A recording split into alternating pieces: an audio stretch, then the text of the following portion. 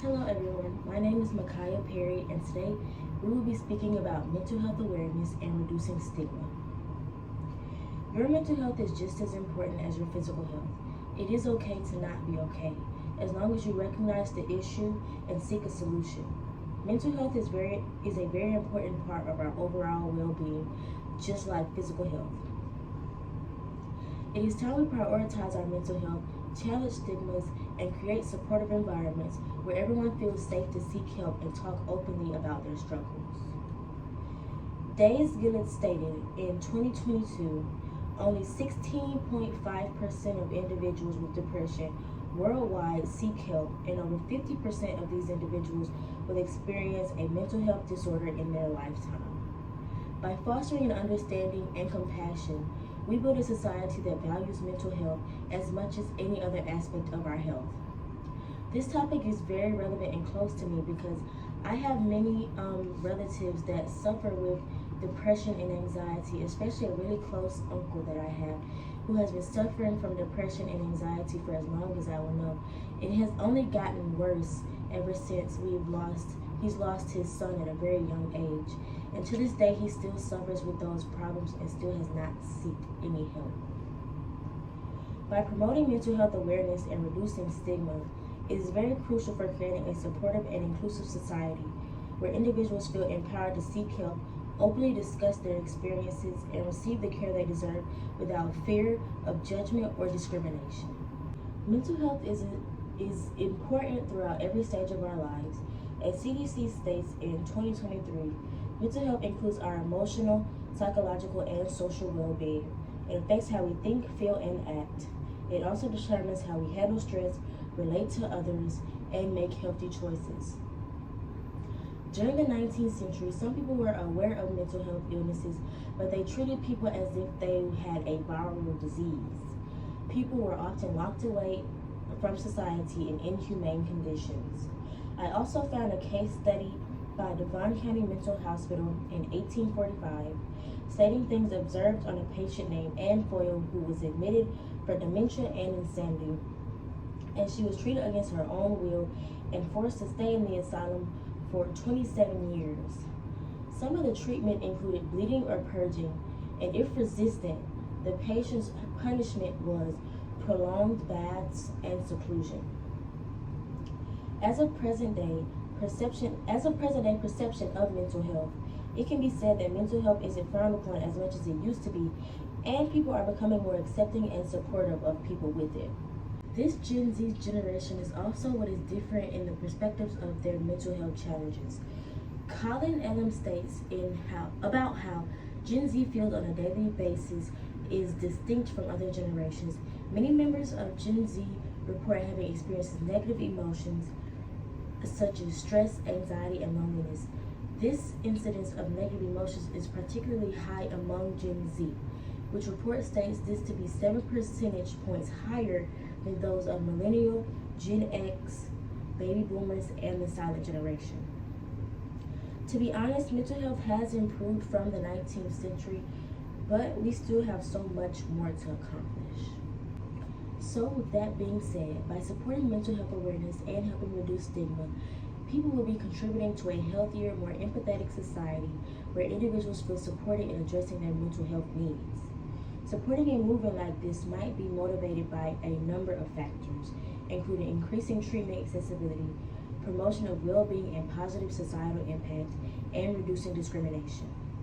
When it comes to the increasing treatment of accessibility, reducing stigma plays a part in allowing more people to feel comfortable enough to seek help.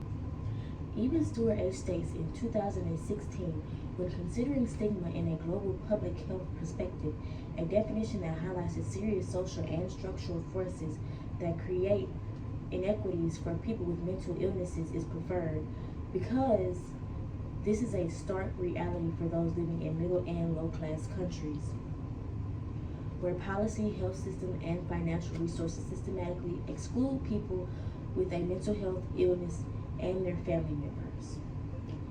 A society that prioritizes mental health also creates an environment that is more caring and inclusive, which is beneficial to everyone's mental health and emotional well-being. Reducing discrimination plays a big part in the reasons why people should fight for mental health, especially for men, but also for people in various settings such as workplaces and schools. Bernstein states in 2023 that men in particular are commonly seen as self-sufficient, unemotional, and tough. When they deviate from this, people can respond by being judgmental, which makes it difficult for them to seek help for their mental health issues. With that stigma, men have a higher rate of suicide than women. Although supporting mental health and reducing stigma is important, some counter-arguments may arise, like overemphasis on labels, risk of overexposure, or stigmatization of treatment. When it comes to overemphasis, some people argue that the focus on mental health awareness has led to overemphasis on diagnosis and labeling individuals with mental disorders. This can sometimes pathogenize normal human experiences and emotions, leading to unnecessary medicalization. In today's world, the risk of overexposure can also be problematic. However, the goal isn't to overexpose or constantly highlight mental health struggles, but rather than normalize conversations around mental health and promote understandings. Lastly is stigmatization of treatment. And in my opinion, this is the reason many men don't seek the help that they need, because many feel like they will be looked at as weak. I have had many male figures in my life not seek the help they need because of the pressure to conform to traditional male gender norms.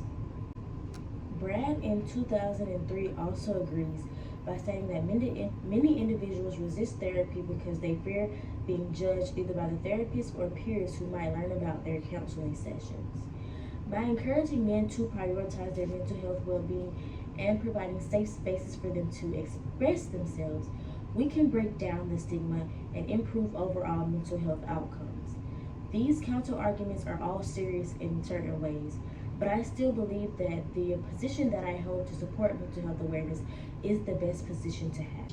In conclusion, eradicating stigma and increasing public knowledge of mental health issues are crucial first steps towards building a culture that is more understanding and encouraging.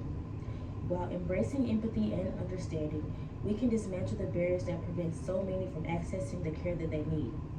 As we work towards a future where mental health is treated with the same importance as physical health, let us remember that each conversation, each action, no matter how small, contributes to this collective effort.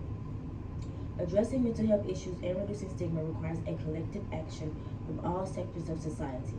Each of us play a role in this endeavor.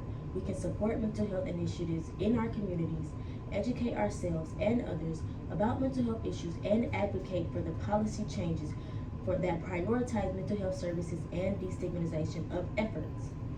By taking concrete steps to promote understanding and support, we can create a world where everyone feels valued, heard, and empowered to prioritize their mental well-being. Now I leave you with a question. Feel free to answer in the comments below. In what ways do you think societal expectations of masculinity and femininity impact how individuals perceive and seek help for mental health issues? How can we challenge these stereotypes to create a more inclusive spaces for everyone? Thank you.